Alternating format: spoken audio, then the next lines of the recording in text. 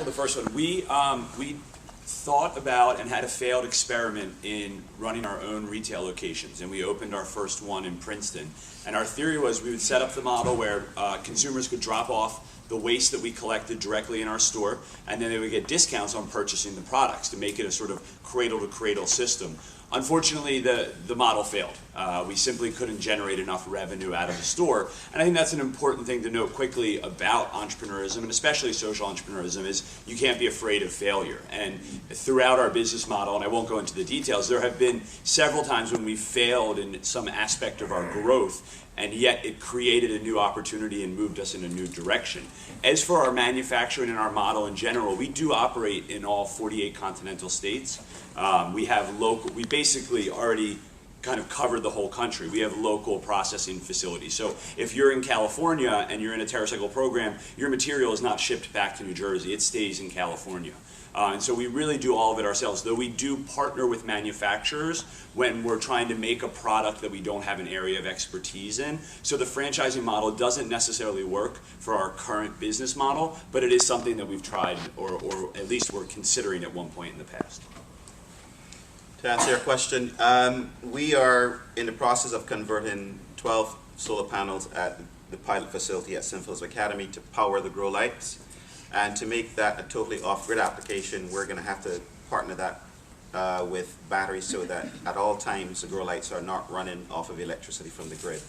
And to answer your other question in terms of warehouse space and whatnot, we are in the process, I have put together a team. We are looking to go into a 5,000 square foot facility. And given the density at which we can grow at, we can grow several types of crops, maybe no more than 3, to be able to produce them in the quantities that makes us a reliable and keyword sustainable supplier to either a couple of restaurants or a produce distributor or to some supermarkets. You already have 5? We are trying. The questionnaire assumes you're using hydroponics. Was that accurate? So we are, yes. So we are actually a little what that is. We're using a variation of hydroponics. So traditional hydroponics is where you have a body of water in which the roots of the plants are partially submerged. Maybe up to 3/4 of the roots are submerged, and that water flows or is agitated very slowly. We use a variation in the pilot facility called aeroponics. So we have the roots dangling in air. They're not in any water, and you have the roots misted by nutrient-laden water. We use less water than traditional hydroponics, and the roots get as much oxygen as they possibly need. The differences here is that our germination cycle, so to put in perspective, we grow faster in aeroponics. Our harvesting period from time that we plant to when we harvest is 18 days, right? Wait, so, pardon? 18 days? 18 days, promise you, no steroids, right? no plant grow either. It's just mineral-based nutrients, calcinate and hydrosol. They're not phosphate-based, they're not phosphate-based fertilizers. There are a number of articles done about this and pieces of me done on AOL, and I read some of the comments, and a good thing I couldn't respond because I just didn't know where these people were coming from. It's like, you know, another steroid-based growing system and bland food, and you know, so you know, anytime you want to come by and taste some of the arugula, it'll bring tears to your eyes. I guarantee it. You don't see it as much anymore, but I think there's still some people who think that you can't grow food in cities. You don't need soil to grow. There's a certain section of growers that we all know about that have been doing it for a long time. Oh, I promised you. Yeah. Based on Jeffrey's 4 elements from Mr. Charles, one, what tools are you using to measure success? And regarding financial sustainability, has the downgrade in the XRACs affected the growth of your solar company in any way? You had to bring up XRACs. So, in a nutshell, I'll stand to address you. In a nutshell... You can explain this in a nutshell. You're really good. That's actually tough. You got 10 minutes? We've had to become very creative. The entire industry had become very creative in finance. And SRECs made it very appealing to business owners and homeowners to have solar installed, because not only you're saving on the electricity you don't pay for, and not only you're getting a 30% federal grant, which is still available, tax credit, the state was going to pay you for every 1,000 kilowatt hours you generated. Now that pay is not really worth it. So all of that was to help the owner defray the upfront cost, which has always been the biggest hurdle in solar. We've been able to start offering power purchase agreements or lease arrangements to homeowners, so they never have to pay the installation costs.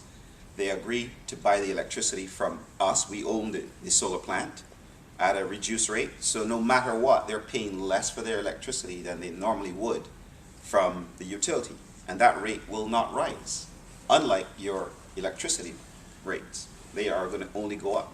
So that's how we've had to manage that aspect of SREX, and that's a multi-letter bad word now. Now, as far as how are you measuring your Success? within both your companies? Do you have performance measurements that you are? Well, here's the thing, and like Albe mentioned, you're going to have failures. So for us, it's if I can sustain the company and myself from the money that we make, paying the employees and everything, to me that's a sign of sustainability and success. That's all we want to do for the first, say, 6 years.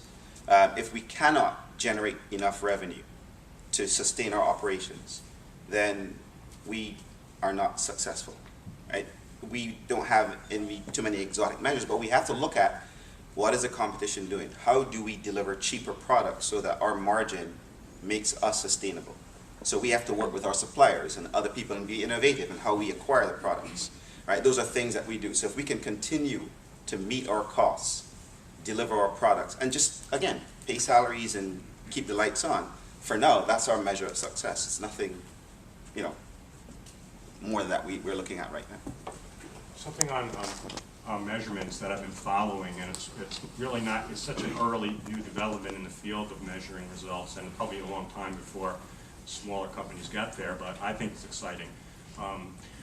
There's a concept out now called context-based measurement, and basically, in a nutshell, what it says is if you are measuring your sustainability results, which and by the way, when I use the word sustainability, I don't just mean financial sustainability. I meant the whole triple bottom line. The thinking is if you're measuring your sustainability success based on, say, I'm going to reduce my carbon emissions by 2% a year or something like that, or my water or so forth, as good as that might be, unless you're conscious of ultimately what the Earth can handle, you can't claim to be moving towards sustainability. So there's some new ideas out there, and a couple of companies are including Mars.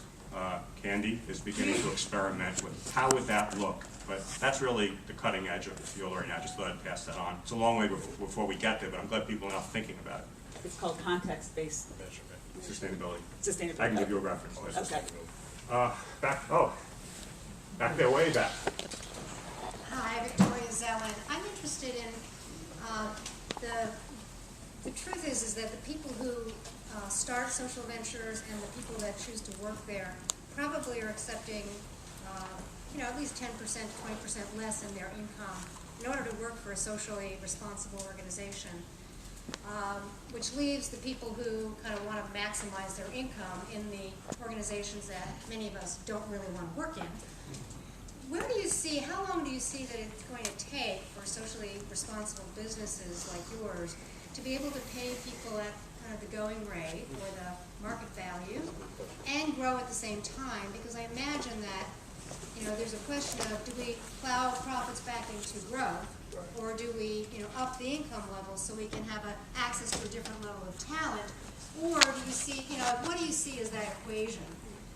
Because I think there's a huge amount of people that think that they have no choice but to work in places that don't satisfy them. Anyone? Yeah. That's a long, nice answer, but Yeah, I think we'll all have an interesting perspective on that. I don't necessarily believe that, at least my type of business as a communications agency, that we're necessarily, paying less than what someone else would pay in the market, because essentially we're a communications agency, and what makes us different is simply our mission.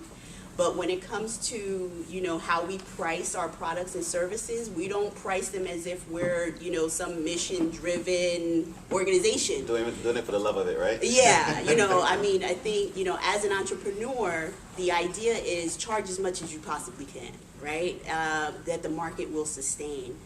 And I think that what's happening is that a lot of the social entrepreneurs are in new businesses. So as a new business, you can't necessarily afford to pay the market rate, but it's not necessarily because you're a mission-driven business. It's just because in the evolution of this field, we're very much in, you know, the nascent years.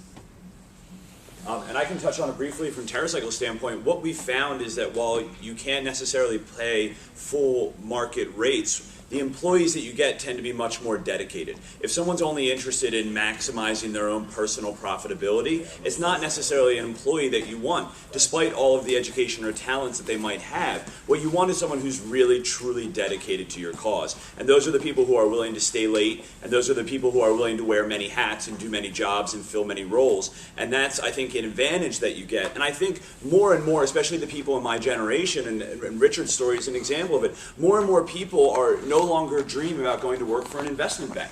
They want to go work for a company that now is going to change the world. Richard's an example of it. There's a great company in Oakland called Back to the Roots. They were two guys that were just about to go into the investment banking world, and now they're growing mushrooms and used coffee grinds. And I think more and more, especially in my generation, people, it's not just the paycheck that is the value that's created in the job. It's the way that you feel about it at the end of the day. And I think one of the great things, and when I started at TerraCycle, it was as an unpaid intern out of college. And one of the great advantages to me, and that I tell my employees today, is the opportunity to grow with the company. If you go work at a 1,000-person company, you will stay in the junior ranks for a long time. At a smaller company, you have the ability to rise up and create your own experience and your own brand as your company grows as well. And to add to that, and everything, I agree with everything they said, so that makes that part easy. But just to kind of complement what they're saying, and it's slightly differently, is the sense that, much like Albe is saying, if you are, and it comes down to personal choice, do you want to work in something you're passionate, i.e. where you're not really viewing it as work, it's a job, but you have to earn a living, but this is what you want to get up and do every day, and you see yourself doing for a very long time. At some point, it's going to get to that stage, assuming everybody pulls their weight, do what they're supposed to do, have all the passion and creativity that comes along with that. Your company is going to get past the stage where, and it's got to be successfully run. So all of the things that happen in these larger companies has to happen on a smaller scale. You've got to be efficient with your capital. You've got to be creative with your resources. You're going to get to the point where you are making money that you can pay competitively. Now the thing is that I'd rather be able to have a job and receive life-sustaining compensation for a very long time than get paid a hell of a lot and not have a job in 4 years. So you have to structure your company where there are going to be lean times. Trust me on that. Right? There are going to be a lot of lean times. And if you sell the philosophy and you believe in it, structure your company, the pay scale, benefits, everything, so that when you hit those lean times, no one in your company is worried about the fact that it's a lean time that they're going to lose their job. You're going to attract the people who really want to come to you, and those are the people that you want to work with. You want to go into the trenches with those. But like everything else, you have to be efficient. You have to, the folks who are not performing and not doing the best, and you can't find that right role for them, you have to encourage them to seek greener pastures, right? So you have to keep that, you have to keep your company moving in the direction where everybody's there is an overachiever by nature and by these, and that's what they're here to do. So that they believe it, I want to keep doing this for as long as possible, even when we don't have as many clients. We're still able to give our best to every single client that we have. That's what I want to surround myself with.